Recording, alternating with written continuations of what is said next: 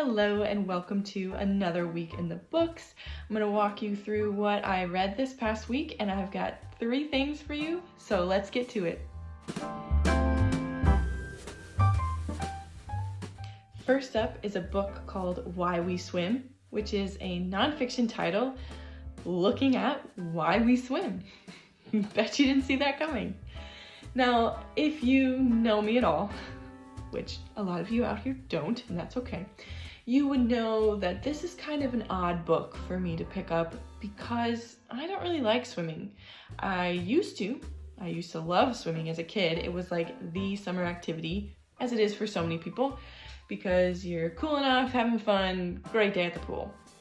Loved swimming as a kid.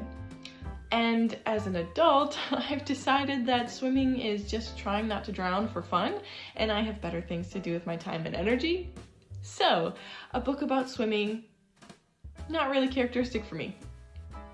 But I think it is interesting to look at how swimming has been not only a pastime for so many people, a beloved pastime, but also people have needed swimming for survival reasons, whether that's because you literally need to keep swimming, otherwise you'll drown, or you're diving for resources and just in the water, in the ocean, making a living. And that's what this author is examining. All the different ways that swimming impacts life, from the survival stuff, like the book kicks off talking about this Icelandic man in the 1980s who was a fisherman aboard a ship that went down. He was the only survivor of the crew because he swam for a couple hours in these freezing cold waters to get to shore and to save his life. And it's really just a wondrous feat that he was able to do that. And really, people still celebrate it today. They do commemorative swims, just looking at that was a really amazing thing he did, and also in memory of the people who have drowned in the fishing industry there, keeping their memory and their spirit alive. So that's like one aspect of it. But then there's also the aspect of like competitive swimming, and she looks at a couple different Olympians and what they can do in the pool and how competition is obviously different from the survival of it. There's also some chapters on health related things and how swimming is found to be, in a couple different ways, really instrumental for a couple different health reasons. She also looks at swimming as adventure, and we spend a couple chapters with a person named Kim Chambers, who is a renowned world swimmer doing these very adventurous swims, and what swimming has meant to her as she is taking swimming to a whole different level of, swimming in San Francisco Bay with other people in the community, but also out in the ocean in bigger swims. And it's very, very interesting how all of these things kind of build into swimming. As human beings, this is what we do, this is how we do it, this is why we do it. So if this sounds like something you're interested in, definitely pick it up, because it was well written, well presented, all of these ideas. The author has personal anecdotes to throw in about why she loves swimming so much, and it was just a lighthearted read that was interesting and engaging the whole way through. So I recommend this one. It's some niche nonfiction for those out there looking for some of that. The second thing I read this week was The Thief Lord by Cornelia Funk. This is a reread for me because my friend and I, who co-host a podcast together called The Nemesis Files, we wanted to revisit yet another childhood favorite.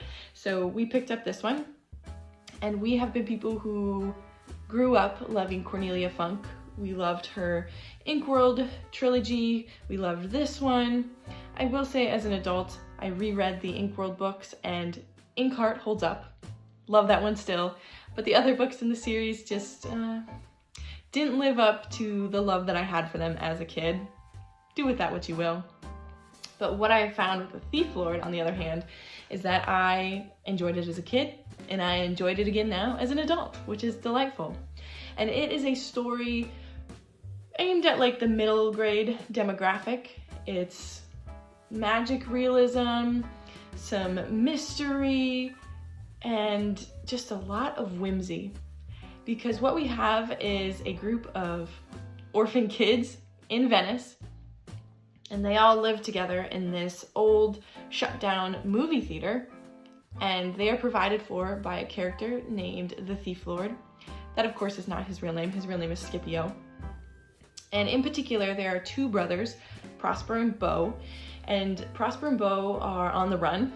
They've run away from their aunt and uncle, who are just not really lovable family members. They don't really treat Prosper well, and they kind of just want Beau as a like status symbol of like, oh, we have a cute kid. So the brothers, hightail it out of that situation. Being on the run, they go to Venice because their mom, who has passed away, she spoke of Venice as just like, it's this magical city, just lovely, beautiful place. And they're like, that is where we will make our new life. They fall in with these other orphan kids, and that's kind of their thing at the beginning of the story.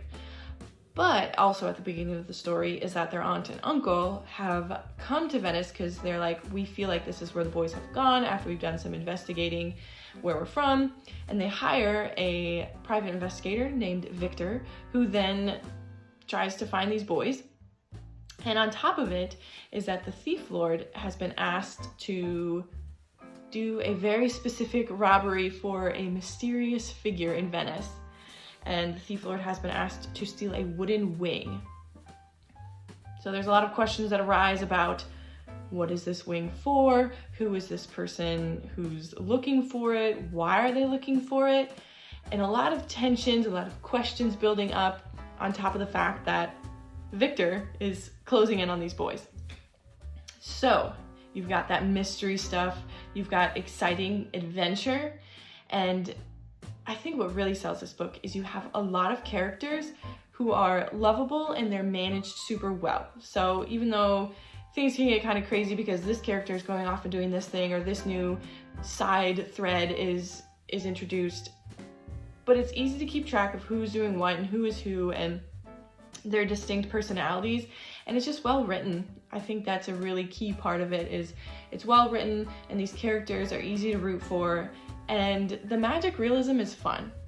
I think that the world building maybe could have had some more explanations given, but for the most part, the whimsy wins out and you're just like, yeah, I'll suspend my disbelief and see what's going on. So overall, it was a solid read, and again, whether you are a child or an adult, you can love this too.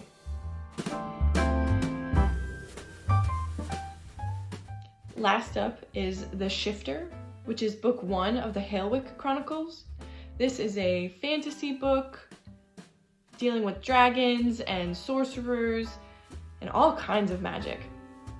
And this book came onto my radar because Boise and I were at a small book fair in Edwardsville, Illinois, where we used to live. And there were so many authors there with self-published books, and we were just walking around picking up some here and there, and this was one of them that we grabbed from that fair. And I went into it not really knowing what to expect because the synopsis doesn't really say much. You just know essentially going in that the main character, Niall, is going to make a decision between basically the whole way that he's been brought up and his townspeople, and then dragons he comes to defend. Because in this world, people and dragons are at odds. And it had very strong How to Train Your Dragon vibes at the beginning. But then as you get into the story, it of course develops into more than that, where you realize that it's like, okay, humans and dragons are at odds together. But also there's some other nefarious magic at work that's causing a sickness to plague people, and that is a very dangerous thing. And then there are some characters who want to resolve the conflict between people and dragons, and also Niall and his stepbrother Bem are dealing with some new magical developments in their own persons and personal lives. So a lot of moving parts as far as like what is causing tension and where are the stakes in this story. A lot of interesting things. I just think that maybe it could have had some closer editing, because I found some technical and grammatical errors in the story that they were just a little too frequent.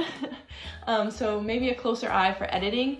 And then also I think the characters just needed to be fleshed out a little more and developed more, because they were rather cliche or a little too static. And there were times where it seemed like they just fell really flat in how they responded or in the things they said and did, that I thought felt very like first or second draft of a story, as opposed to like a finished product of here's all the ways they've developed and all the richness of their character and their dynamic sides. They just didn't have that dynamicness, I guess is how I would say that. But I think I would have loved this more if I had read this in middle school, so that's who I would recommend this for. That's all for this week. Thanks for tagging along as I shared about these books. If you have any recommendations for me, please do send those along. I'm always adding things to my list for what to read and what to get into next, and I would appreciate any recommendations that you think are really good. Also, if you want to hear more bookish conversations, the podcast that I co-host with my friend, The Nemesis Files, is free on Spotify. We would be delighted to have you as a listener, and you can let us know also if you have recommendations for things that you'd love to hear us discuss, that you think would be interesting to hear talked about more. Let us know about that. But other than that, I will let you go, and I will catch you next week.